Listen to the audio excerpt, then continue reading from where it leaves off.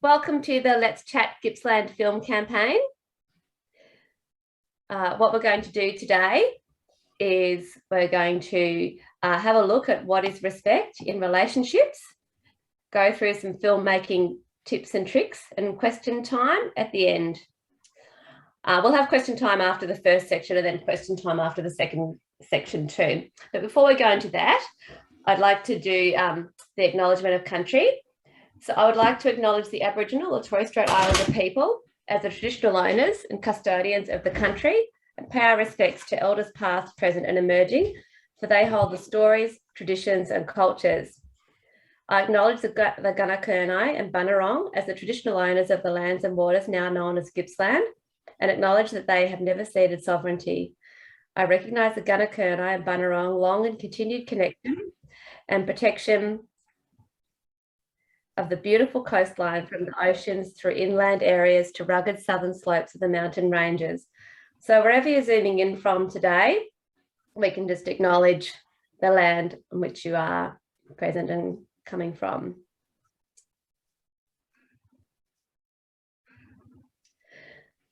So now we're over to, I'm going to be handing over to Fiona, Saskia and Jerry. So Fiona, there was going to be notes here, but they're not. So hold on a moment. Let me have a look. Sorry, before we do that, we'll talk a bit about what is 16 Days of Activism. That's the reason that we're doing this now, as the 16 Days of Activism. It's an annual international initiative started by the UN, the United Nations, which runs from the 25th of November, the International Day for the Elimination of Violence Against Women, to the 10th of December, which is Human Rights Day. The initiative is designed to encourage individuals and organisations around the world to raise awareness and take us so that we can put a stop to violence against women and girls. The 16 Days of Activism against gender-based violence has a focus on gender-based violence. Gender-based violence is defined by the United Nations as harmful acts directed at an individual or group of people based on their gender. It is rooted in gender inequality, the abuse of power, and harmful norms and stereotypes. Gender-based violence affects women and girls. That is why the Let's Chat Gippsland campaign focuses on the things we can all do to end violence that affects women and girls. So that leads us to the next question, which is, what is Let's Chat Gippsland? Let's Chat Gippsland is a community campaign happening across Gippsland as part of the 16 Days of Activism. So this is where we get really local. So we start off with the UN promoting this and wanting to do this all over the world. And then we hone down, we sort of zoom into Gippsland and we get to Let's Chat. This is our part of it in 2021. We want to make sure that everyone in Gippsland understands what the 16 Days of Activism is about and how they can get involved. We know that conversations have the potential to influence attitudes, beliefs and behaviours. Let's Chat Gippsland has been designed to invite the community to be involved in conversations where they're able to learn more, challenge their existing beliefs and ask questions to better their understanding. So, as I said before, this first section of this is going to be look at what is respect in relationships. So I'll hand over to our first presenters, which are Fiona, Saskia and Claire. Fiona is a project coordinator of prevention of violence and gender equality and works for Gippsland Women's Health. Saskia is the Respect for Relationships Liaison Officer in Inner Gippsland, Department of Education and Training. And Claire is the Health Promotion Officer in Gippsland Women's Health. So welcome Fiona, Saskia and Claire, and over to you. Great, thanks Ginger. So I'm going to take the first part of our presentation this afternoon. And as Ginger alluded to, we are looking at respect in relationships in our film campaign, and it's really important that we have an understanding of what respect looks like, feels like and sounds like in a relationship. So our first little interactive activity, and you can we'll share the whiteboard, but our first little activity will be for you to have a little think about and to pop on the whiteboard what respect looks like, feels like and sounds like in a relationship. So we're thinking about all of the things that we see and feel and do when we are in a respectful relationship. So you can annotate straight onto the screen if you like. If you're having difficulty accessing annotating onto the screen, you can just pop it into the chat and we'll transcribe it onto the whiteboard. So we're just looking at what respect looks like, feels like, and sounds like.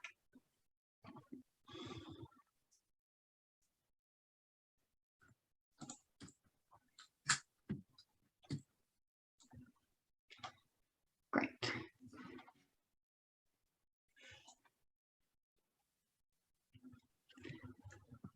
So we've got some great responses already. We're talking about things like equal voices, being kind, listening to each other. It could be mutual respect. There's trust. We've got the love heart. We need to be thinking too about what it feels like. So you might feel safe. Somebody's just popped that in. You might feel safe or warm or connected. Oh, that's a great one. Challenging with positive intent. So when we have to have those difficult conversations, that's a great way to do that respectfully. We might be feeling secure. In the chat, we've got honestly expressing ourselves. And each person in the relationship holds themselves accountable for their actions. So we have some great examples of what respect looks like, feels like, and sounds like in a relationship. So I might just have another maybe 30 seconds in case there's some last minute thoughts that you have about respect in relationships. And then I'll just remind you, Claire, to save the whiteboard, please. Oh, that's a good one too. Trying to understand each other, feeling safe, being physically safe, having our personal space taken into account.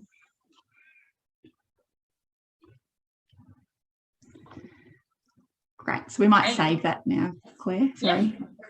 No worries. I think it's saved. I think it's auto saved. So great.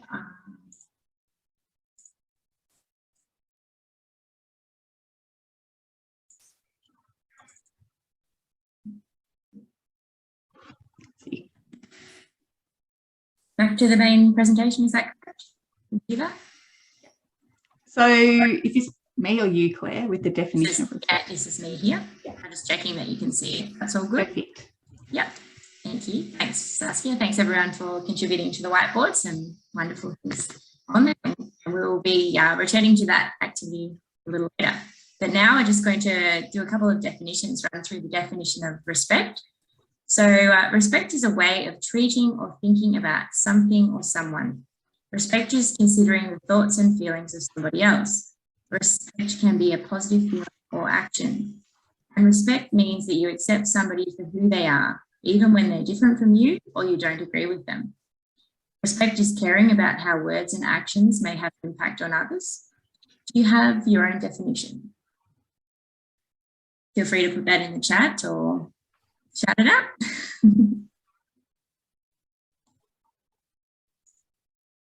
I think we've got some good words from the previous slide, so we might define a relationship.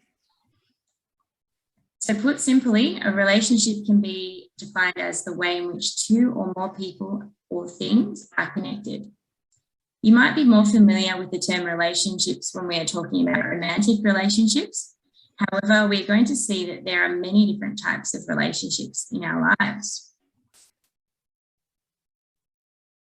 Some examples of different types of relationships are family relationships you have with your parents or siblings, the relationship between you and your children, you and your teacher, you and your colleagues or workmates. Relationships can also exist between people and animals, such as the relationship you have with your pet. We are now going to watch 6 different videos. So we'll see if you can tell which type of relationship is shown in each video. And we'll ask you to take some notes of this because we'll be chatting about that after each video. So we'll head into the first video now and we'll be seeing a variety of different relationships over these next 6 videos.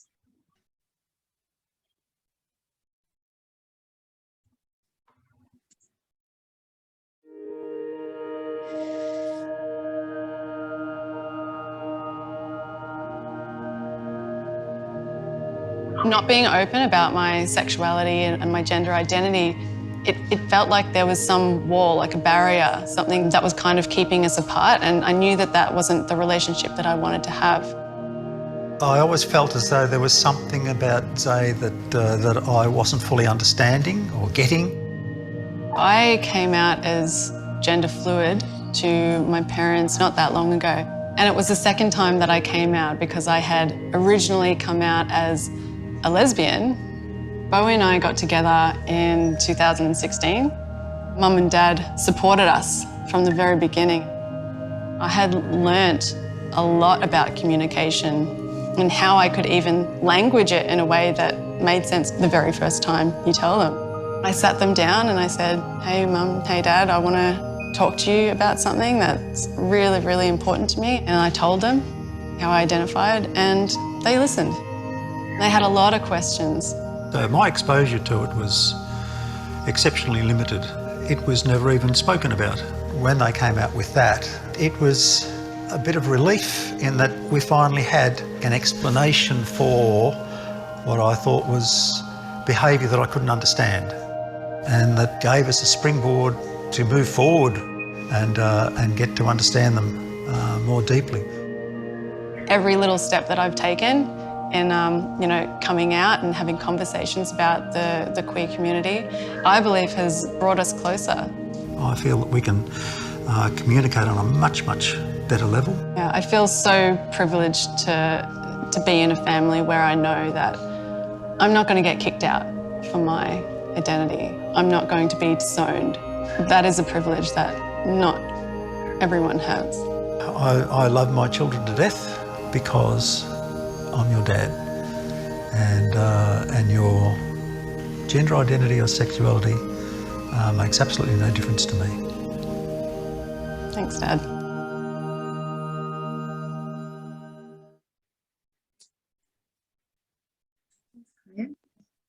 So this is the part where it's of the session where it's quite interactive.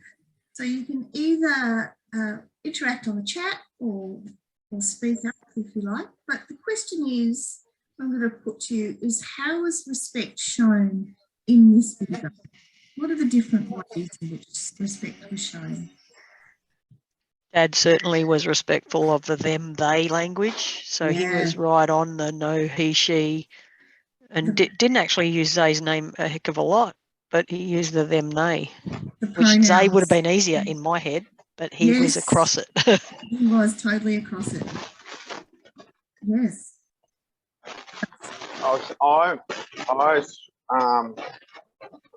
So the way them, they, I can't remember the name, sorry, that's better my aphasia, expressed themselves, but took the time to tell their parents and wait for the, well, respect that they may have different views, whether because they were positive, that wasn't the only option, but it came back positive, but it might necessarily have not been. So they were still willing to take that honesty and being open. Do you think that comes down to having those open and honest communications? I think communicating is vital, I think, in this story. I think the communication is vital, but not necessarily. I mean, in my experiences, the outcome was completely different initially, but it took over time acceptance. So, yeah, it took a lot of courage to be honest and open, not knowing what the outcome would be. And that shows respect for her parents or their parents. Thanks for sharing that with us, Stephen. Yeah. Are there any other ways that anyone would like to share? I think they was also very respectful for their dad in the way that they were communicating with them. So they prepared how they were going to, what they were going to say. So they tried to imagine it from their dad's point of view and chose and thought about what language they'd use and how they would do it and things. And all the way through, I noticed the body language. They seemed very respectful to each other. There was lots of eye contact and letting each other take turns to speak, and the way they had their hands with each other and things, smiling at each other and things. They seemed like they're very respectful towards each other. Yeah, certainly did. Thanks, Ginger.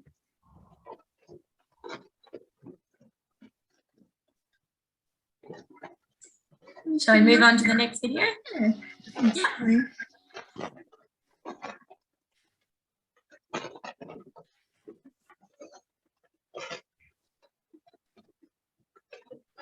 Hey, my name's Kaya, and I'm a black fella from Victoria. I just want to tell you about me and this guy I've been hanging with. His name's Scott, and I love him.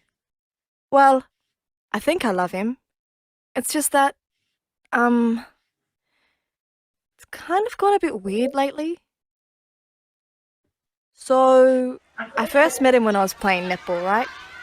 We were at the Netball and Football Carnival, which was in town last October. He's not Corey, but he's like best mates with my cousin Alice's boyfriend. Scott is so hot. They reckon he's had a six-pack since forever. And he has these amazing blue eyes, like I can't even. Jasmine said he couldn't stop looking at me. And since I've sorted my eyebrows out, the girls reckon I'm looking pretty fierce. I didn't talk to him or anything, but Scott found me on Instagram and DM'd me. We started Snapchatting each other every day and we got our streak up to like 66. Then, when we'd meet up, he'd be real charming, like call me bae, and was always holding my hand and saying how pretty I am. One day though, Scott saw me hanging with my brother Danny and a couple of our cousins. We've got the biggest mob, hey, so there's always family around. These fellas were travelling through town, so Danny and I went back to the park to just hang with them. Next time I saw Scott though, he was being quiet and sooky, asking why I was hanging out with the other guys. I tried to tell him about family, but he didn't want to hear it. He said that I should change my Instagram to private. He reckons too many guys are liking my pics and says that I should delete them. Same with any guys on my Snapchat. Which I don't think is fair, but Scott's all like if I loved him, I'd do it. And I really do love him. He's always buying me chocolate and saying that he loves me. So I did. He was cool for a bit, but then he started throwing shade at my friends. Reckoned they were annoying and stupid and that I shouldn't hang out with them. He also started saying that he hated my clothes and that I looked like a hoe when I wore my new gold hoops. Then, just a couple of weeks ago, Scott and I had a full-on fight outside my auntie's house. It started because Scott reckoned my mum and dad were hopeless because they were always getting me to look after my little brothers. I told him I liked doing it, but he just kept on at me, saying I wasn't spending enough time with him. Jasmine was across the road and she saw us fighting. I was so ashamed that I didn't even reply when she sent me a text asking if I was okay. Jazz is my BFF, but I just don't want to talk about it. I feel like I'd cry if she asked me how I was. I'm so upset and confused. I just don't know what to think or do right now. Hello? Oh, hey, you picked up. Hey, have you done that maths revision yet? I'm struggling, hey. Yeah, same. So I just want to ask, like, are you alright, sis? It's just that I heard you and Scott yelling the other day and you didn't reply to my message, so I just want to know that you're alright. Yeah. Like, I know you really like Scott. He's hot and he's funny and nice, but me and Danny have heard how he's been talking to you lately, and I just don't want you to feel bad, because you know that you slay, right? Like, you should be feeling good all the time. Thanks, Jazz. Kaya, I love you. You're my bestie, so please just talk to me if you need to. It's good to chat. Find someone you trust, like your family, friends, or teachers, to have a yarn. For more information on where you can get help, check out these websites.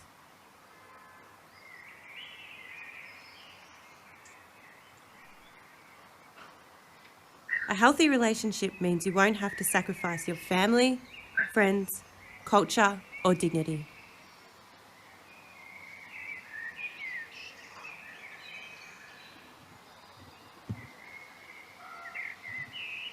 Thanks, Claire. So that video we chose for a couple of reasons. Fabulous example of two different types of relationships. So the first one being quite obvious with that relationship of boyfriend-girlfriend, so that intimate partner or romantic relationship. But there was also that relationship towards the end, which was that peer, that friendship between the two best friends. So when we consider that video, there's a lot in that video to unpack. I'm sort of posing the same question that Fiona posed, and I think it can be a little bit harder to find in this particular clip what the examples are of the types of respect or how respect was shown in the relationship. So it can be in either relationship. How was respect shown in those relationships? Again, feel free to unmute. There's not many of us here, so you can unmute or type in the chat if you're a bit, you don't want to talk, which I get. I thought the friendship relationship was really respectful, because the friend has gone to Kia and said, hey, like, I'm concerned, I don't really think that's okay. But it's still placing the agency on Kia. It's not saying, you know, oh, you should get rid of him because he sucks. But it's keeping it quite, you know, I am here for you if you need me. This is what I've seen. But yeah, leaving those sort of decisions with her. Yeah, that's great. Thanks, Angela. And it's probably a really great example of active bystander action too. So we've got a friend who has seen that something is not quite right and has stepped in to check in. So I think you're right in what you say. She was very respectful in her communication, but she didn't just let it go. So Kaya didn't reply to the first text, so she followed it up. So that's a great example. Does anybody have any other examples of, maybe it's easier to think about how disrespect was shown perhaps in that romantic relationship? I know when I watched it for the first time, it seemed that the romantic relationship started really positive. They were holding hands and saying lovely complimentary things to each other, but then it turned quite quickly when he seemed to want to be controlling some of her decision making. Sorry, Nicola, did you have something to say? Yeah, I was just going to say the same. It seemed all right while it was virtual and there was toing and froing and it was reasonably equal, it felt like. And then as soon as the meetup happened, then all the other controlling sort of behaviours, well, the way the video portrayed it, all the controlling behaviours started. So, but even some of that virtual stuff you quickly didn't want to like him very much. No, it wasn't hard towards the end, was it? So, yeah, it's interesting how it turned based on, I think his name was Scott, I can't remember, but Scott's desire to control her decision-making, which is, we know, is a key driver for violence against women. Does anybody else have anything to add? Because otherwise, the other reason we thought it was a great video to show you was to maybe give you a little bit of inspiration around how you might present your film that you're going to make. So often we go straight to the human interview type film situation, but this animation is a great way that you can get your message across too if you're clever enough to know how to do that. So that's an option for you in your filmmaking. So we just wanted to give you that little bit of inspiration. So that's me. Thanks, Saskia. Next video coming up. You do, as a male, I think, have to be consciously thinking, you know, am I doing anything that might make someone feel uncomfortable?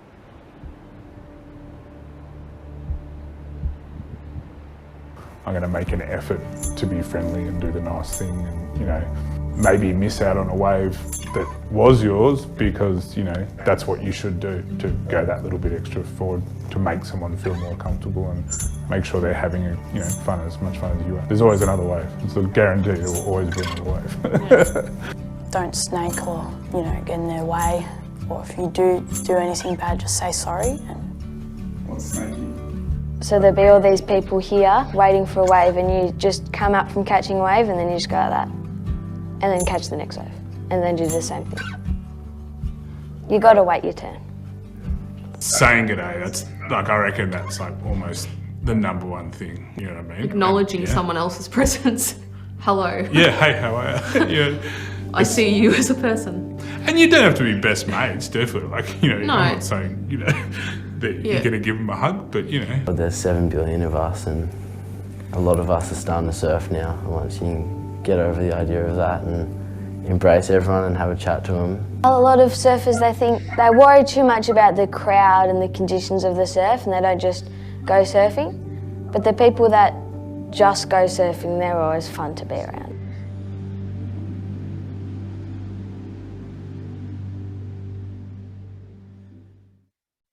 So my turn to pose the question. How was respect shown in this video? Not entirely sure, but it did sound a lot like they were talking about consent. Yeah.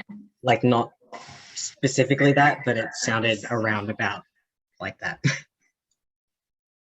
Yeah, sure. So, yeah, acknowledging other people's presence and making people feel comfortable in that shared space.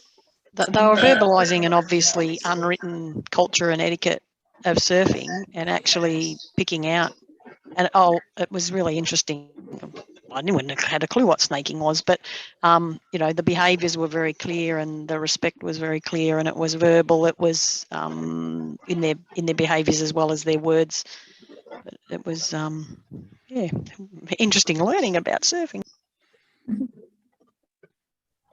Sounds like it's talking about equity a lot as well, like just the things like, you know, taking your turn. It's making sure that, you know, everyone's having a fair go. Yeah, fantastic. Interestingly, the woman with the older couple, she didn't say anything, did she? She did say one. There you go. It didn't resonate with me at all. Yeah, was her comment around just acknowledging somebody's presence in the water. When you get in, just a wave and a hello can really sort of, yeah, make a welcoming space for everybody, and respecting other people's presence without having to give them a hug or become best friends, but just acknowledging that they're there. Can I just add for Nicola too that this is actually a series of commercials around surfing and gender equity and respectful relationships. So they're both surfing couples, and they actually take it in turns for looking after the kids so that she can surf as much as he can surf. So there's that real respect between it. Didn't come across it perhaps in that one, but there are other ones if you're interested in seeing the other ones. Yeah, thanks, Bea. We will be sending out a link tree later on with the videos, and in that is there's the link to all of these videos from this series, so you can watch the others and learn a little more about surfing as well. Yeah, wonderful. You could see there's lots of different people who surf, so you could see how easily, like, some people could bully others if there wasn't that culture there. Like, some of them are a lot younger, some of them are a lot physically smaller. There's men and women, you know, different genders all surfing together and stuff. So you can see why that culture is that important. Yeah, absolutely. Yeah, once again, making that space and that sport welcoming for absolutely everybody who wants to do it. Mm. I also picked up the being able to apologise if you do something wrong, and you know, we do make mistakes, but if you just a simple, oh, sorry about that, I didn't mean to drop in or cut your wave off or anything like that, goes a long way just to show your respect and your intention as well. Is there anything else to add on that one? Yeah, Claire, I think that maybe for new people who don't come into the sport, maybe just communicating the etiquette to them so that they're aware of that. It's you can say that in the video, but that's just something that could be another way of showing respect. Yeah, absolutely. I think it should be part about it. Teaching people, as I forget who says it, but those unwritten rules. I think, how do you learn them if no one ever informs you? So I think that's, yeah, really a great point. All right, we'll move to the next video. Couple more left. So for this video, I'll introduce people afterwards, shall I, or shall I do it now? No, go ahead. Okay, sure. So for this one, we'd like to introduce Stephen, who's come with us, who's come on today to help us talk about this one. So Stephen has acquired an ABI that occurred in 2019. That's an acquired brain injury. He has 3 adult children from a prior relationship. He identifies as gay and joined the Sexual Lives and Respectful Relationships project at Gippsland in 2020, with 10 years experience working with male sex offenders in prisons and 10 years experience working with children who are the subjects of children court orders for their protection. He's happy to discuss any questions you may have. And so now we'll head over and have a look at the Rainbow Rights Anthem and have a look at how is respect shown in this video.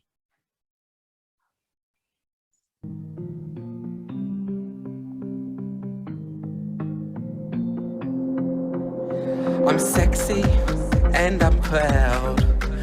Me and my partner turn up way up loud.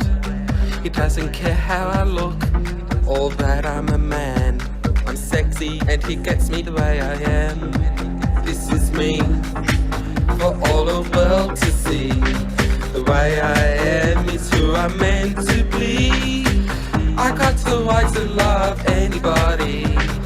Living is wild and free. Living is wild and free. I'm proud of the body I was born in. It's taken me years to say I've got lots of love left in it, and I'm free to choose the way I play. This is me for all the world to see. The way I am is who I'm meant to be. I got the right to love anybody. Living is wild and free. Living is wild and free. I don't feel equal yet when you only see a disability. When we got a way to go till I celebrate my sexuality. This is me for all the world to see. The way I am is who I'm meant to be. I got the right to love anybody. Living is wild and free. Living is wild and free. With my family standing here with me, I can be anything I really want to be. Never see the light. I got my rainbow rights. We stand united. We are decided.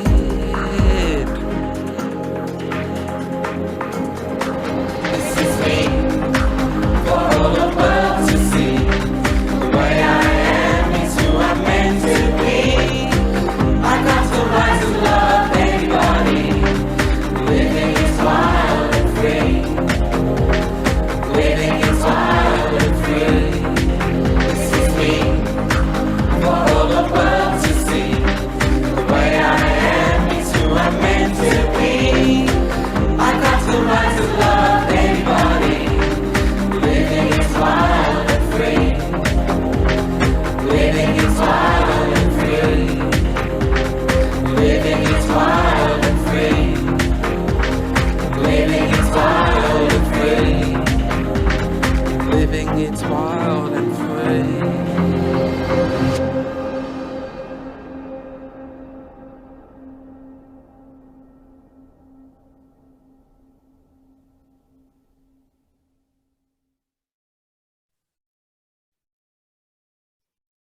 So Stephen, over to you. Unmute yourself first though. Hi, nice to be here.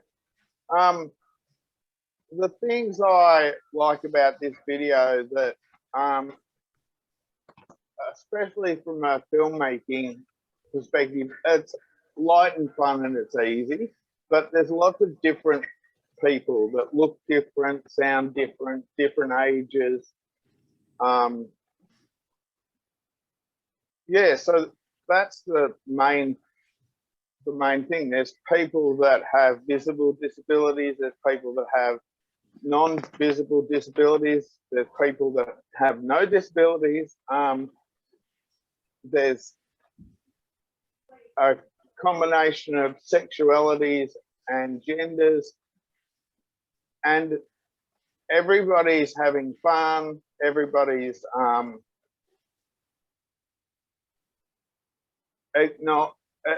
acknowledges the people that we don't usually see in television. So what do you think, Ginger? Yeah, I agree with that. And I also, I notice that the way the camera shows people in a very respectful way. So sometimes people with disabilities are shown in a way that encourages like the viewer to pity or to be frightened of people. Yeah. But in this one, I noticed that the camera angle is always at eye level. So the screen that we've got here, that the woman who's in a mobility scooter, she's it's at her eye level, so the camera comes down and doesn't look down at her at all. And I noticed that there's lots of role modeling. They're being very respectful to each other the whole time. So you can see them making eye contact with each other. You can see they move out of the way when she comes through on her mobility scooter and things. And I guess there's also that their film only shows people when they're feeling really strong and good in themselves. Especially the shots of people when they're standing still. So when somebody's just standing still and their camera's on them, I think that can often look like you're sort of scrutinizing the person and like a sort of under a sort of cold, harsh light. But with those ones, those people look really strong and confident in themselves. So I think the camera's really not objectifying them in that way. And we've had a comment about the lyrics. Did you want to say something about the lyrics, Stephen? Oh, I can't remember the lyrics exactly. I've got them here on my email. They're very inclusive. Yeah. Yeah, and they're showing respect for themselves and for each other. Yeah, that's a big part in it, isn't it? The self-respect that gets shown. Yeah. So what I'm thinking, the lack of self-respect is a big precursor to acting out, so in negative ways. So if you see lots of things on movies that are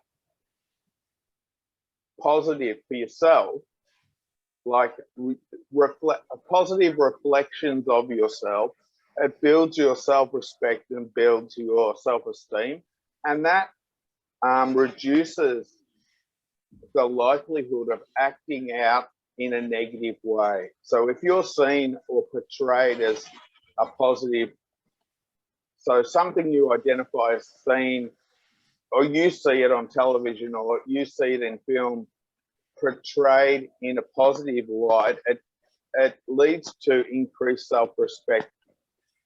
And so it can lead to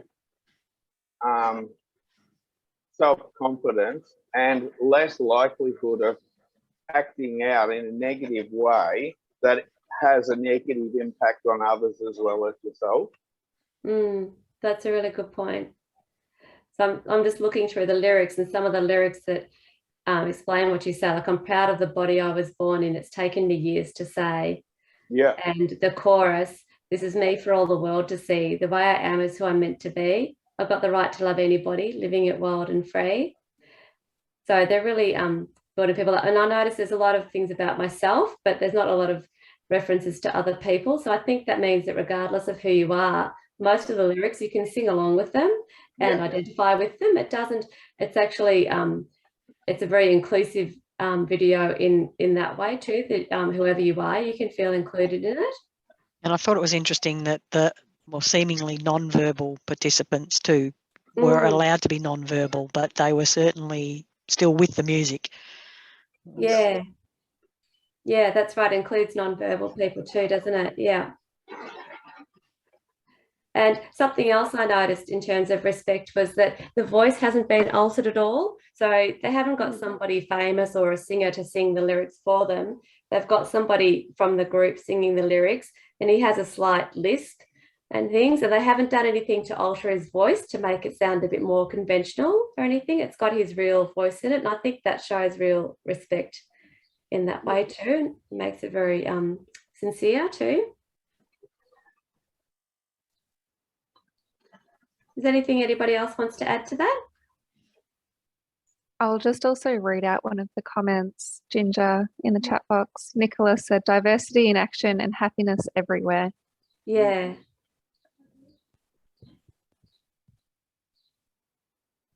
Yeah. I could just add also, Ginger, that this is an example of how we can do a video that's around music. So we can, if there's any songwriters or composers here, you know, you're welcome to do a video based around a song. Yeah, that's right. Yeah. Yeah. Yeah, they've got a lot into a small amount of time with that, haven't they, using that medium? Mm. Mm. Nicholas asked where the song comes from. So Rainbow Rights is a group, a self-advocacy group of LGBTIQ identifying people with intellectual disability. So they're mostly based in Melbourne, but anyone from anywhere can join. So there's members in Gippsland, and they got funding to do that. So some songwriters and a video maker came, and they wrote and spent time with them, and they wrote the song themselves and did all of that with those people. So anything else people want to add on that one before we go to the next one? Okay, I'll hand back over to Fiona, Saskia and Claire for the next part. Thanks, Ginger. We've got one final video and then we'll do the second part of today.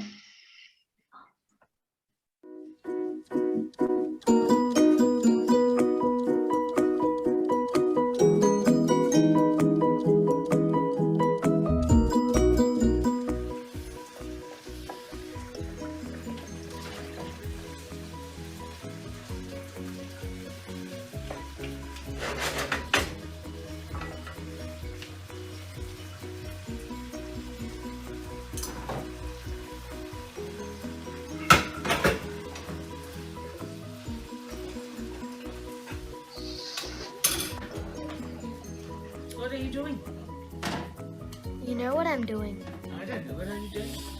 I know what are you doing. And I know what I'm doing too.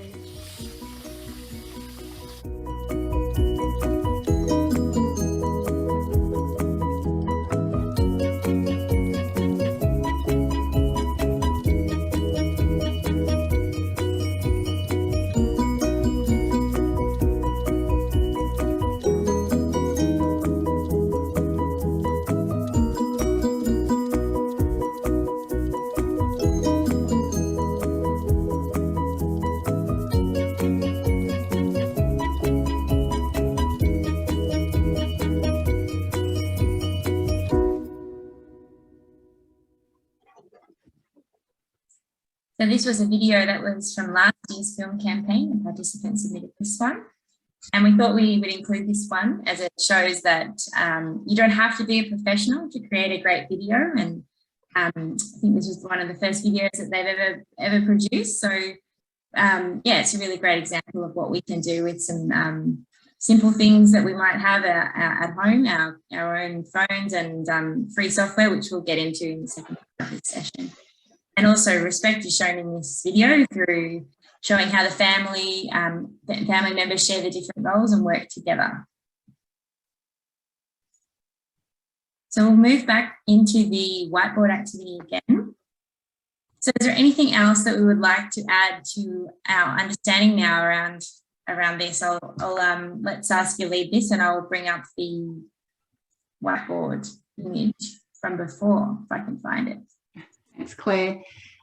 We just thought it might be nice to spend a minute or two at the end of this part of the presentation to have a little think and a reflect on whether watching those videos and some of the discussion that we've had, so we've had some great discussion, whether that has impacted our thoughts about what respect looks like, feels like and sounds like.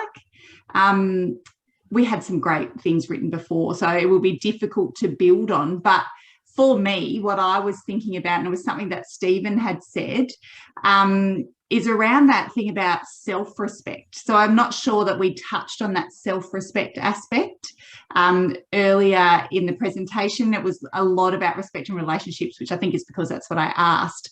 But it's that that self-respect might be something that we could think about, and the impact that having respect for ourselves has on our relationships. So if you have anything that you would like to add, or maybe add to somebody else's comment, we'll give you a minute or so to do that now.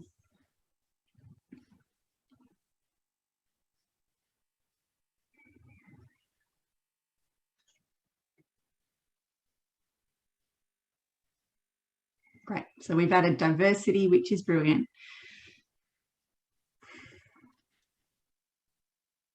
Be kind. I don't know about you, but I'm melting in this room that I am in. The sun is beaming in.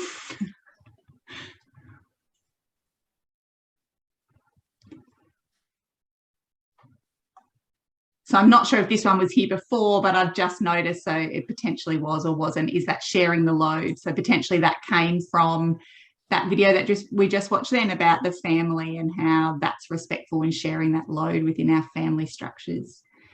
I can't see honesty in there. Can we add that? We can add honesty.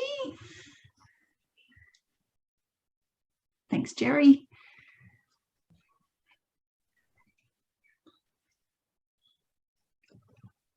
So I think if we have a look at all of the words that we've come up with as our understanding of what respect should look like, feel like, and sound like, we have a really solid understanding of what respect is, but also some great ideas that you could take into your filmmaking.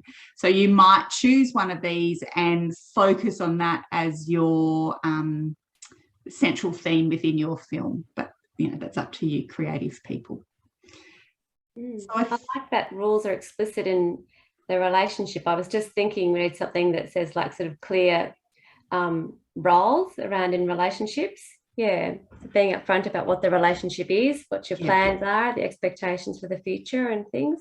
Yeah. Perfect. And I've just seen the being able to set boundaries too, which if we think back to that, I think it's Kaya and Scott, that was really important in that romantic, intimate relationship to be able to set those boundaries. And that includes ending a relationship if you no longer want to be in it too, doesn't it? Absolutely. And even in your friendships. About that, yeah. You know, in setting those boundaries with your friendships, because some of us may have had that experience where friends have overstepped boundaries. Actions match promises. I like that one too. So I think, Claire, we can probably save that. Is there a way to email that out to people, or is it? Yeah, we could do that. I've got it saved, so we can add that when we send out the follow-up documents as well. Yeah, I just think it might be nice for people to have when they're thinking about how they're going to attack the film. I think we may have annotated onto the slide. Can you just clear it? Yes. Take a screenshot and then I'll... Oh, I can do that. Then we can add them on to the existing. Yeah, sorry. Perfect. I thought it was all a bit too easy. It's all right. We live and learn. Well, at least you know which ones are the first and which ones we grew through the videos. Yeah, that's exactly right. Yeah, look at that. Was intentional. Always a silver lining.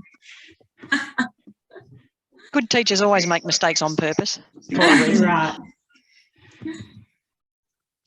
All right, so we're just going to recap here and then we'll move into the second part of today's session. So we now know the definition of respect and the definition of a relationship. We also know that there are many different types of relationships, and you can make a film about any type of relationship, not just the examples we've shown you in the videos today. We encourage you to reflect on these things when making your film, and we just want to remind you that we're really keen to see films that showcase relationships that are positive and respectful. And judging by the whiteboard activity, everyone's pretty across what that means now. So well done, everyone. We will move into the second part now and back to Ginger. Yeah. Now, let me just find the right I was on the right screen and then it moved. Okay, so now we're moving into the second part, which is filmmaking tips and tricks. So I'll introduce our next few people we've got coming in now. So Bianca Pizzuto is a community development worker. That's my old job coming through there. A community development worker for the Gippsland Centre Against Sexual Assault. She's tech savvy, a film buff, and an extremely amateur filmmaker. She makes little films and cartoons using lots of free apps. And Dan is also going to speak today. Dan has been acting for most of his life, playing roles in various comedies and farces, as well as dramatic pieces and musicals. He completed a Bachelor of Arts, majoring in media and drama, and he's also tried his hand at directing both theatre and short film projects. These days, when he is not too busy being a real estate agent, he enjoys collaborating with local theatre companies, musicians, filmmakers, actors, and singer-songwriters on many different creative projects. So over to you.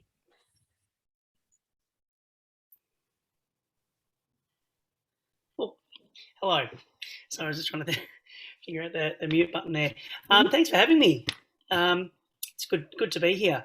It was interesting watching those videos just then, actually, because there was a lot of different styles sort of used there. Obviously, we were seeing some professionally made videos, but also some videos that were made using fairly sort of simple equipment, I suppose, and that's part of the magic of what we can do with videos these days is with some of the equipment that we have, as simple as an iPhone and editing systems. I mean, we were hearing about Bianca just then using different apps and things like that for editing and animation and all sorts of things. And there's a whole heap of them out there, which are actually really, really good. They sort of range from sort of basic to sort of intermediate sort of setups, subscription-based things. But really, to do something that is engaging, really just takes sort of simple equipment. As I said, an iPhone. For things like tripod shots or you probably wouldn't go into sort of dolly shots or things like that, but there are items that you can get which actually stabilize the camera on the iPhone as well. So you can make sort of shots that look like a dolly shot, as an example. I think the thing is with this equipment, not only for the filming and the sound, but also the editing, is just to try and make it look as dynamic as you possibly can with the equipment that you have. Is the key to it. So no matter what you've got, try to use little tricks, I suppose, with the filming or the editing to make the video as engaging as possible. With watching those videos that we just watched before, in pretty much, I think, every one of those videos, I was taking notes. I think in every one of the videos, except for interview-based videos, which are a little bit different, like the surfing one, where there's two people sitting in front of a camera and it's an interview-based sort of format. Apart from that, most of the videos had movement, had constant movement in them. I suppose the thing is that, and when I say movement, I don't mean sort of quick movement, all the rest of it, but even on it was the first one with Zay or Zai, I'm not sure how to pronounce the name, sorry. But even the shots of them and their father sort of sitting there talking, the camera was just moving slightly like this. It was it just had movement. It wasn't a still shot like that. And in short videos or in videos, you need to sort of create that movement just for interest's sake. It actually gets people's engagement without them actually realizing that it does. So that's a big thing too. Sound has to be good is the only thing. And sound on these iPhones is very good anyway, on the new iPhones or equivalent phones. But there are pretty cheap devices that you can get to, Bluetooth microphone, lapel microphone devices too, that you can buy off eBay, and they are actually very cheap. and they work quite well as well for sound if you're going to be far away, or if you're going to do drone shots, or if you know, that sort of thing as well. So, you know, I suppose my thing when I talk about making short videos is to just really be as engaging and as interesting as you possibly can. And that might be, you know, go from a close-up shot to a mid shot, you know, back to a close-up, back to a long shot, that sort of thing. Keep the shots moving. The thing about today's society in particular is that we have very short attention spans because of mobile phones and scrolling and looking at this post and looking at that post and all the rest of it. So with that in mind, we need to understand that people have fairly short attention spans, and that we need to keep their mind active pretty much for every second of the entire video that we're making. You know, and that might not be dialogue wise. We saw in those videos before, it wasn't all about obviously dialogue or, you know, plot lines, things like that. I mean, there was the song, there was, you know, animation. So, you know, that animation carried that film, obviously. I mean, if, you know, it was pretty intense, you know, dialogue that was happening in that film. If you had just been listening to that, it would be, you'd think, wow, that was full on. Your attention span, you know, might waver a little bit, but because of that fantastic animation, they got the message through, and the message actually sunk in and kept the video going. So, you know, there's ways and means that you can capture that engagement. But that's probably the biggest trick. Is to make sure that people are actually continuing to watch from start to finish, basically, is what I would say. And something else that I was going to say too, which I can't think of what it was at the moment. Oh, yes, I think Bianca might have touched on it before. I'm not too sure, but have a think about who is around you as well, as to who you might be able to utilise for videos, not just from the point of view of shooting it and editing it and things like that, but do you know someone who, you know, writes songs in their spare time? I mean, even for songs, there is a whole range of different programs that you can use to actually have songs sound fairly professional, you know, GarageBand and things like that, I think it's called.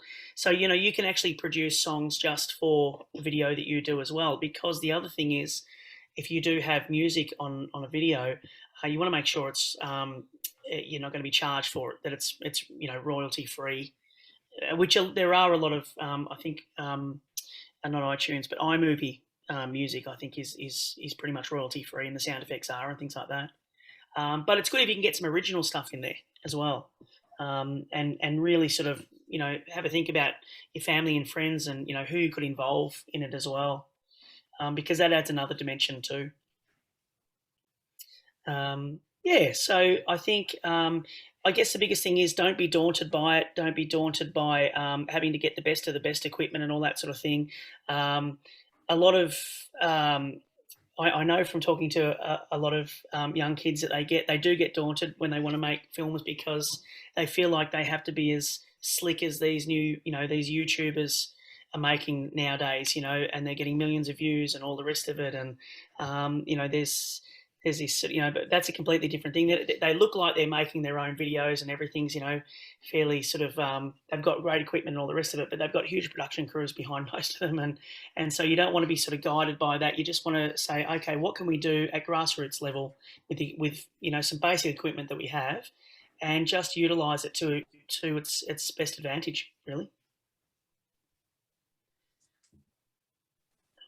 I don't think I've forgotten anything that I was going to say there. We've got your film from last year, Dan. Wanted to, should we show that one to show people an example? Oh yeah. We've got that on the next slide. So yeah, if you're happy for us to do that. Yeah, that's absolutely fine. Yeah. I'll put that one on, and then if you want to briefly touch on anything in that, and then we can move on to the next. Yep.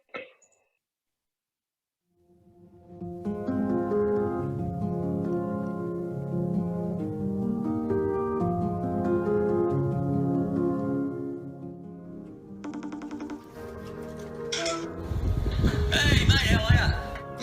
good, mate. Good to see you. How's working from home been treating you? Yeah, mate, brilliant. Just a bit of working from home and then beer o'clock by 3 p.m. Hey, how you going? Hey, good. How's everything going now you're all stuck at home? It's alright. Just catching up with the boys during the week on some video chats. Charlotte's really struggling at school and, well, I try to help, but I'm finally getting back into my hobbies again. Okay, fantastic. there's just so much more housework to do now that everyone's at home. It's amazing how much spare time I have. I just really need some time to myself, you know? Oh, sounds like a nightmare. And how's Beth going? Yeah, she's all good. She's fine.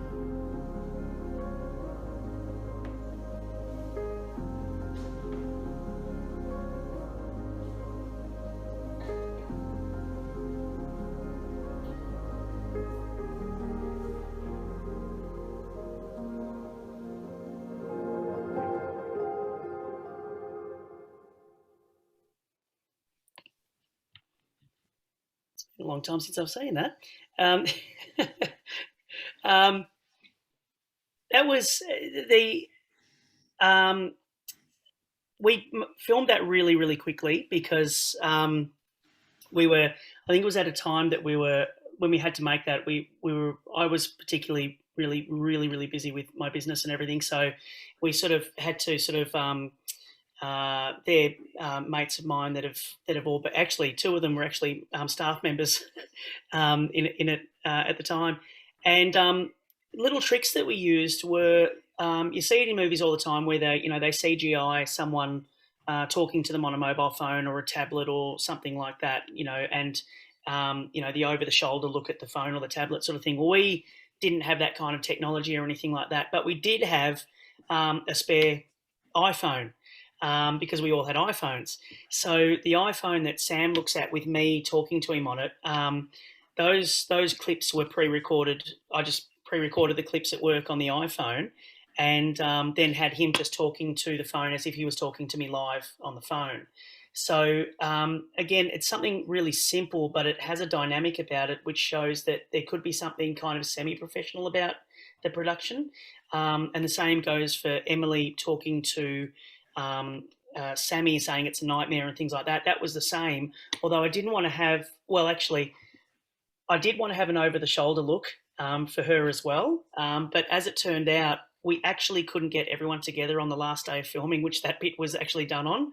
So I got her to quickly film her lines on the phone, and the actual shot was my hand, not Sam's hand, and I was filming basically my hand holding Emily sort of like this. So it was a bit of a James Cameron moment where, his hands are actually the ones, sketching Rose in Titanic sort of thing, but it was actually, so we did it like that. So, we had problems with getting everyone together and that, but it's a way of, what happens is every video that you do, or every sort of project like this creative project, you'll always have problems things that don't go to plan, no matter how well you plan it.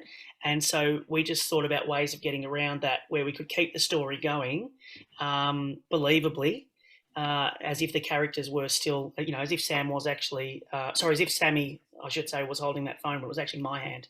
And with the sound as well, when I said sound is really, really important, the sound, if I could get the sound better in that film, I would, but I couldn't just because of the equipment that I had. But with the phone calls, because the phone was a little bit further away from the iPhone filming, when I edited it, I went in and upped the level of the sound of that particular clip of me talking, which you can hear, but because I sort of faded it out at both ends over the next clip, it becomes less crass. So when you're doing, I guess, sound editing and video editing, you want to make it as seamless and smooth as possible without, really crass cuts and jolts and things like that. So, but the thing you want to stay away from is you don't want to do, you definitely don't want to do fade into dissolves is what I'm thinking of. You don't want to do dissolves into every shot because it gets really boring, but also it is like a home movie, and you don't want it to be like a home movie. So you want to have shots where you do dissolve, but then you want to have shots where you might be coming up with a camera and then come back into another shot like this. And, so you want to keep it fluid, basically, and keep it moving. So in every shot that I had there was a close-up, there was a long shot, there was an over-the-head shot, there was a movement shot. So when in a shot where he was just talking, 2 or 3 or 4 seconds of someone just talking to a phone is really boring. But if the camera is actually just coming around like this onto their face as they're talking, it's movement, and it keeps you there. So yeah, but and then a bit of black and white at the end of it as well, which the black and white at the end of it was a last minute thing that I'd thought of for 2 reasons. One was to tell the story that things are really bad, and to basically solidify that she's feeling really, really bad, and this is a really bad thing. Things are really bad in the relationship at the moment, basically. The other thing was to signify to people watching that it was the end of the film, and that we were just about to roll to credits, basically. So it's a mindset thing that is kind of ingrained in us from watching movies, that when we, it's similar to sitting in a theatre and the house lights go up and everyone goes, oh, that's it, we've got to go and get a drink. It's a similar thing to that. And so what you want to do is, because you've only got a limited amount of time, you have to try and tell people how they should be thinking, I suppose, and what they should be doing with the resources that you've got. And that might not be dialogue or lights or this or that or whatever, but, facial expressions, fade outs, black and white fades too, things like that. And it just helps to tell, it's that picture tells 1,000 words type of thing. And sometimes in film, those sorts of tricks can mean an extra, sort of 5 to 10 minutes story time, really.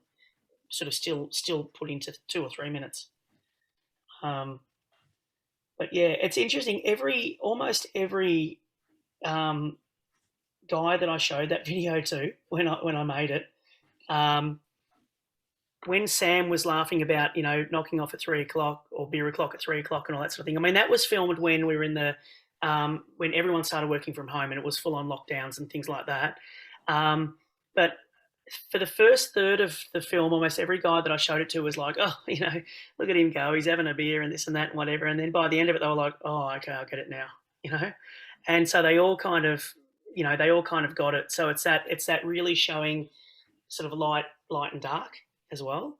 And that's sort of what I wanted to do. I wanted to sort of make everyone think that it was all jovial and it was all fun. It was all fun and games. Actually, no, it's not, because there's actually a message behind this, and this isn't actually right what he's doing, So yeah, that's sort of how that all came about.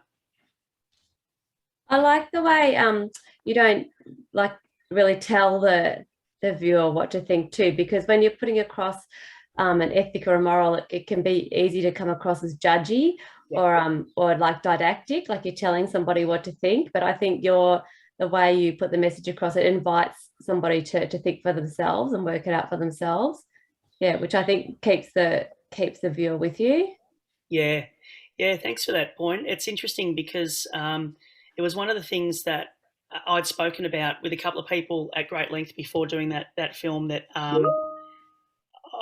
we had to be very careful not to, as you say, not to be too judgy, or not to say that someone is something or being someone. People might take offence to that, or they might switch off if you start telling them that they're being someone that they don't want to actually think that they are being. And I know that is a big thing in sort of the family violence space as well. And so it was a case of, as you say, making people make their own decisions on, well, could that potentially be them in the film, whether, whatever character it might be, or B, could it be someone around them, and could they identify that and perhaps, then decide whether or not they call people out and things like that, yeah, without being too aggressive with the whole thing.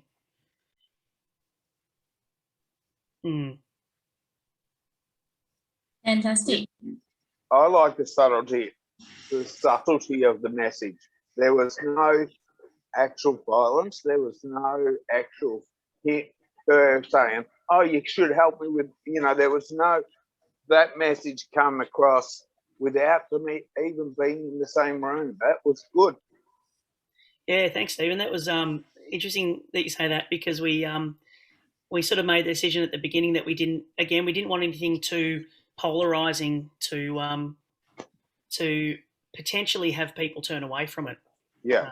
Or be upset by it. We didn't want to, make people upset by it or anything like that. And yeah, and that's why we sort of chose that particular music as well to carry it through, because it was a fairly sort of it was a fairly neutral kind of track, the music, and so it was, it sort of set the mood that it wasn't a really kind of happy, exciting piece or anything like that, but it sort of set the mood that it wasn't too sad, but it wasn't too happy, but it was a carrier for the whole thing. So that's the other important thing too, is that I forgot to mention before, is that if you do have music behind the video, that it has to actually suit.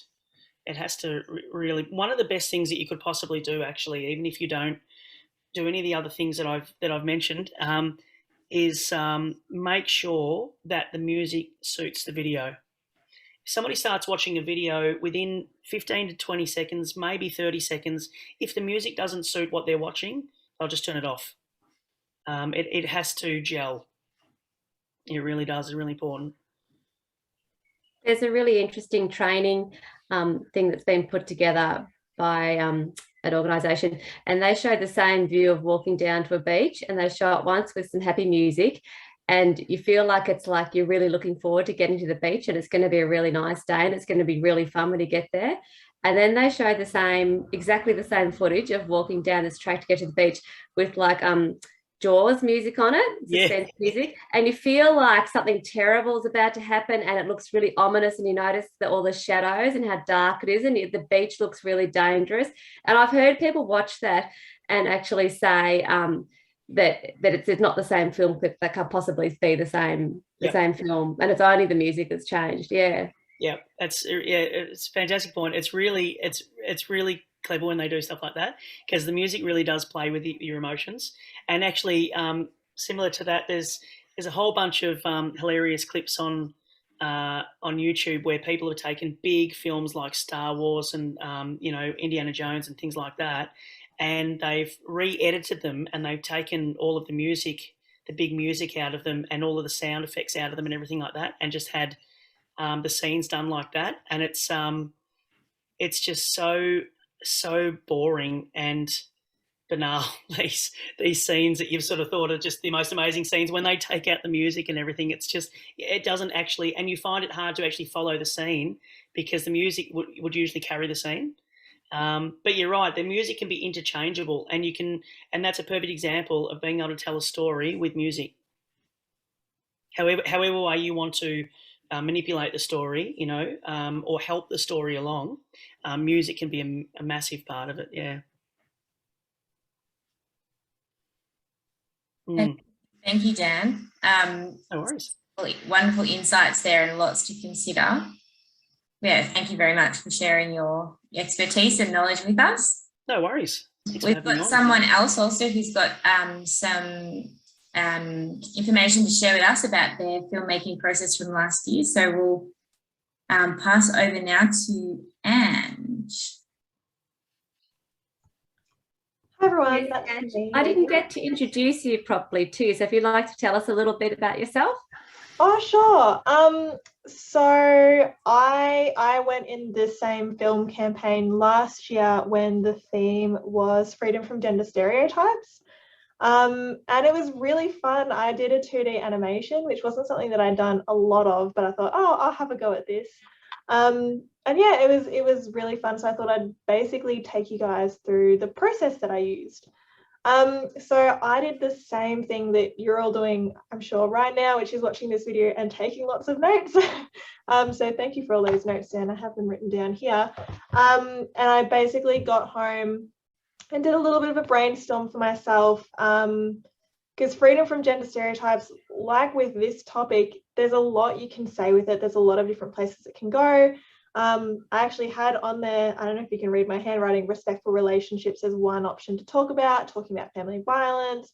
I thought maybe I'll talk about representation. I'd come across this quote, you can't be what you can't see. Could talk about the concept of gender, like what does gender actually mean? How do gender stereotypes affect men and women? So I had a bunch of different ideas. I knew I was going to do a 2D animation. So I had a few, I've just got a few screenshots here from things I found online that I really enjoyed. I really liked I've written vibes next to that one in the top right. Really eloquent way of just, I really liked the feeling that video had, whereas that one on the bottom right, say no to drugs, was a really simple style. So I thought, I might have to go for something a bit simpler because 2D animation does take a really long time. So I ended up sort of honing in on, I really wanted to talk about how women are represented in media.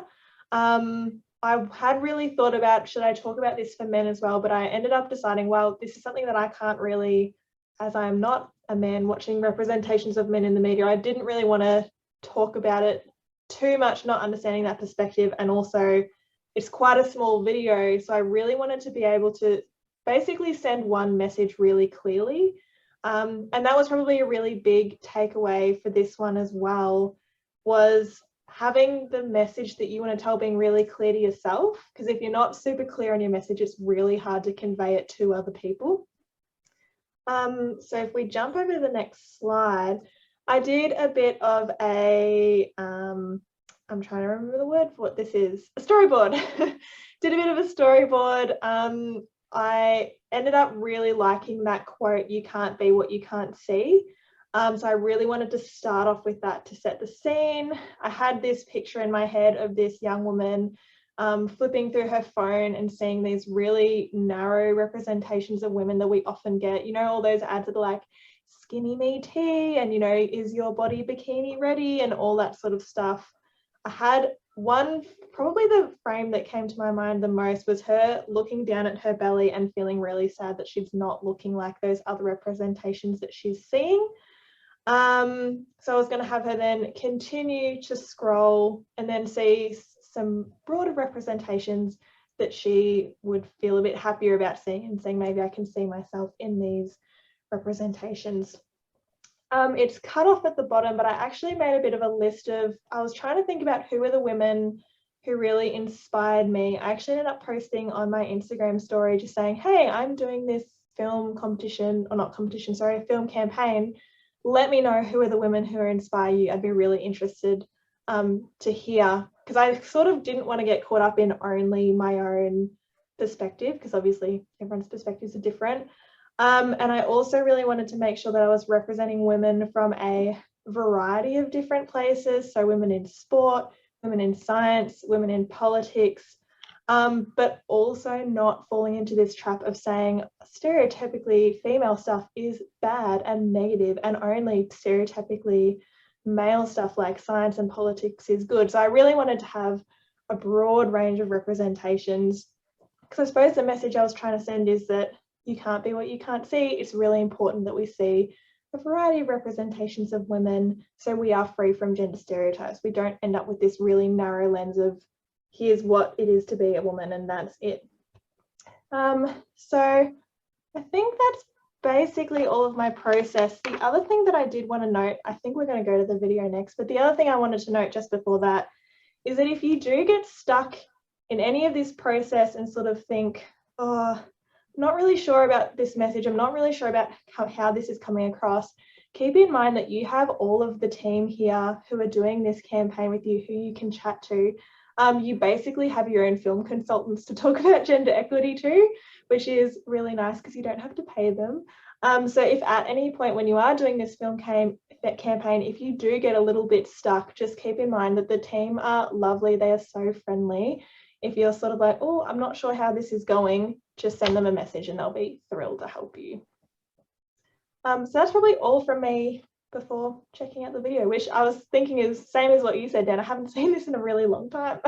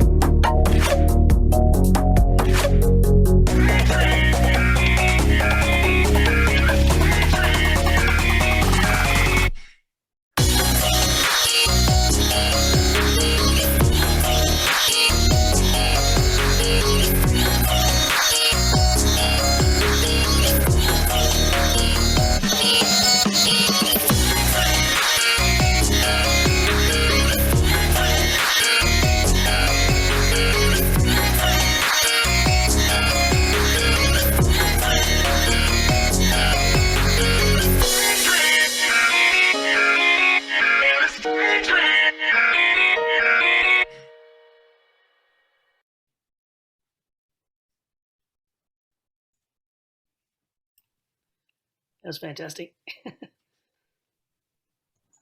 Thanks so much. I was just looking at one of the comments from Avi about the vibes. You recognize my vibes video. That was, it's actually a fan edit of some footage from it is fan.tasia. It's so good. I'm really glad someone else has seen that clip because it's really, really good. Music was fantastic. So it was brilliant. I actually got my partner to do that. I was looking through lots of royalty-free music and thinking, these are like this close to the vibe that I want, but not quite. And I showed them to him because he does a lot of music stuff and said, can you make me something that goes for this length? He said, yes, I can. So that's what that was. Yeah, brilliant. I've loved too the music changed as like went with the animation, which is what Dan talked a bit about, as that connection between the film and the music. So I'm just going to kind of really summarize what I think both Dan and Angus has talked about. And as we've all been chatting and listening, I've been making notes as well, just to summarize the filmmaking part of it. So number one, no need to use expensive equipment. And so we talked about lapel mics and stuff. I've got my snowball microphone here, which isn't too expensive. But like Dan said, you know, a lot of the phones and things have really great cameras on them. A lot of them have really great sound systems on them, or you can do that where you buy those little added extras to amp it up a little bit. Also look for some of the free editing software. So a lot of the videos that I have created, I just use we have Microsoft Surface Pros. And so they actually have a video camera in them, and they also have a video editor in them. And I use that for most of the work that I do.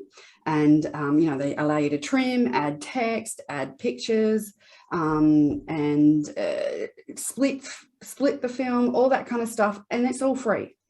Some of the other stuff, I'll just sort of list them, but we are going to send out a list of potential sites to go to get these free apps, etc. So PixArt Photos, iMovie, Adobe Creative Cloud, Lightworks, and as I said, the video editor on the Surface Pro, for example. Some of the other free sites will also include around the royalty-free music and other such programs. We'll send those out to you. Now, I use Doodly and Toonly, so that Kia and Scott video that you would have seen earlier is similar, looks very much like a Doodly program. It is a paid subscription, but it is a small lifetime fee for that one. And my film I created using that last year. So you can see that on the Prevention YouTube site. So there's also other places like Deposit Photos, so you can get free photographs, royalty-free photographs, things like that, Canva, things like that. So just keep a lookout of what you can get that is free, because the other thing is that you do need to make sure when you are creating that you do not use anything that is copyrighted. Okay, so that's whether it is photographs or pictures or films or music. You really need to make sure that they are not copyrighted and being included in your films, okay? One of the things, Dan, you talked about last time that you hadn't touched on is about planning out. And I think, Ange, you've just sort of touched a little bit on it too, is about planning out your film or your script. Because last time you were talking about, Dan, that, you know, everyone's time is precious. Yep.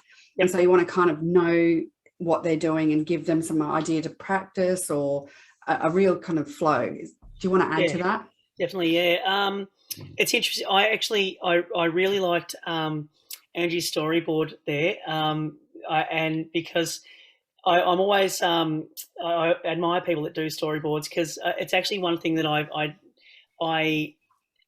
I've tried doing before, but I don't do these days anymore. But you're right, you have to still know exactly what is going to be going on and what you're going to be doing, so as you're not wasting people's time if they are turning up to film and things like that. So what I tend to do is I write the script, And I am a very sort of visual person, so I will I'll have the storyboard, but it's all in pictures in my head, and I'll sort of be able to bring them out like slides sort of as we go along and sort of film and things like that. And I suppose then too, particularly with outside shots, is sometimes that allows you to be a little bit more workable with different lights and things like that, bearing in mind that, you know, generally you won't be using sort of big lighting rigs and all that sort of thing, so you've got to work with the light that you've got. But if you don't do that visually, if you can't do that visually, I would absolutely recommend a storyboard, because storyboards are fantastic, as we said, so that you turn up and you go, okay, this is a shot that I'm going to need. Guys, have a look at this storyboard. Now get into position. Let's film.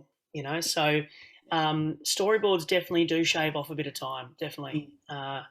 And generally, what happens is you still you then get to, and generally with the storyboard, you won't add any extra shots either. So from a time perspective, you actually know that you're going to be getting, you know, the exact timed video, really, with probably a little bit less editing at the other end. I don't mind editing, so I don't mind that part of it. But some people that are sort of new to editing or don't sort of like editing, storyboards are the way to go as well. Yeah. So yeah, thanks for that, Dan. Yeah, I think the other thing is too, I mean, you can have an idea and a plan, and if it doesn't quite go to that, that's okay too. But at least you can use the time that you've got with your actors, if you're using actors, more effectively. Yep, absolutely. Yeah, it's really, really important, because people, they do, you know, generally they're really strapped for time, and they do lose interest, you know, very, very quickly. And, you know, if you're still setting up and they start to lose interest, and they get tired or whatever the case may be, no matter what you do, it will always show up in the film. Yeah. It just kind of got that little degree of being over it. Yeah. Yeah. Thank you, Dan, for adding those extra bits. So again, summarising what I think Dan and Ange have also said throughout is, you know, your cameras, your lighting, you can buy those little cheapie from Kmart kind of thing, the ring lights and stuff if you're using your phone. So there's lots of options to assist you with making your film. Music to mirror your film, we've talked about that a couple of times now. And like watching, it was great actually to have all those different versions of films, because particularly like looking at the music mirroring the film. So the music in that Rainbow Rights movie, that was very colourful, was very bright, very upbeat in the filming, and that's what the music was like. It was really catchy and it brought you along with it. So it's that ability to match the two, and I think Dan, you've mentioned that really well in your talk too. So to finish up, we will have filmmaking mentors and content mentors available for you. Okay, so there will be particular people that will have more information and support for the messaging. So like with the respectful relationships, they will be able to give you more help with if you're stuck on something's not quite right with my story, and that's based around the content rather than the film. So they'll be helpful for those things. And then you'll have filmmaking mentors who will help you with the tips and tricks that we've talked about today. We are asking you to submit your films to us using www.wetransfer.com before the 28th of January, so we can provide you with tailored feedback. So on the 28th of February, it doesn't have to be a final draft. It's just like, because we're going to be running a filmmaking workshop on the 28th of January, and we want to kind of see where you're at with your films and then give some more tailored specific feedback. Okay, so as I said, it doesn't have to be the final draft. It can just be a mock-up, and perhaps just talk to the filmmaking mentors or the other mentors up into the leading up to that.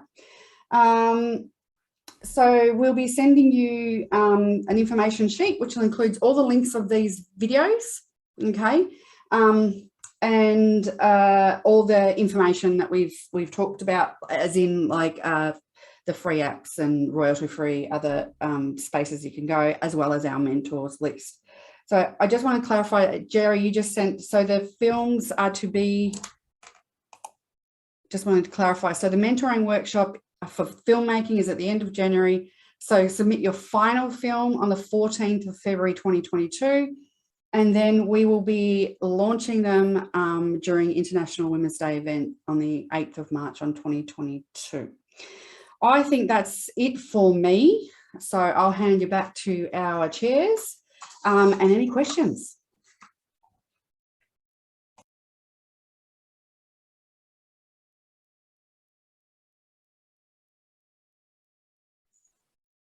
We do have a couple questions that have popped up in the chat over the presentation. We do have one question for Dan, just asking what a dolly shot is. Oh, yep. Sorry. Yeah, it's basically a movement shot. So you would have in films they would use like train tracks basically, and they would have like a rig set up where they're moving sort of the camera into an actor or into a scene type of thing, which of course we don't usually have those sorts of rigs. So it would be like the equivalent would be walking up with the camera to an actor if you wanted to sort of move into the space, move into the shot. The thing with that is that they don't tend to look smooth because you've got camera shake and things like that. So there's different things. I think it's called a gimbal or something like that. I can't remember now, but it basically steadies the camera as you're moving into the shot. So it creates a similar type of effect to as if there was a big rig on tracks, sort of coming into a shot. So yeah, that's what a dolly shot is. It's sort of it's the I think it's the name of the rig they use, a dolly rig or something. Yeah. I think I've heard of people roller skating to get the straighter. Oh yeah, absolutely. Yep, spot on. Skateboards. People have actually in the early days when we were making films as kids, we actually used skateboards. Come to think of it, that we would actually set the camera up on. Mind you, these were big cameras that we had at the time. They weren't sort of iPhones or anything, but yeah, we sort of did a little bit of that too, and just anything to sort of make it look more sort of film like. Same as panning and that sort of thing, like moving up and moving down with the camera. You want to have an element of that in a film too, but you don't want to sort of overdo that because then everyone kind of gets a bit nauseous, like the camera's always going up and down or in and out type of thing. So it's just utilizing these little tricks sort of sparingly and sort of in using multiples of them. Yeah. Is there any other tricks? Any other things in the chat, Jerry? Any other questions? This one isn't so much a question, but I think it's a good comment just for those watching the recording. Avi makes a good point saying, if all else fails and you don't have the equipment you want to use, you can always MacGyver a tripod with a stack of books and an overhead shot with tape and cardboard. So just really talking about how you don't have to have that professional equipment to make a good video. You can use things that you have at home, which I think is a really good thing to note. So I'd like to thank everyone for coming today, and just a reminder about the dates, the key dates that are coming up. So 28th of January, that's when our next workshop will be. So as Bianca mentioned, make sure you submit something by then so we're able to provide some feedback and things. Consider that your sort of first draft deadline. Then submit your video, the final version, by 14th of February 2022. It's easy to remember. Valentine's Day for your Respect and Relationships film. And then our launch date will be International Women's Day, which will be the 8th of March in 2022. So information for how to register for the second workshop, we'll be emailing that to you. And then just to finish up, we have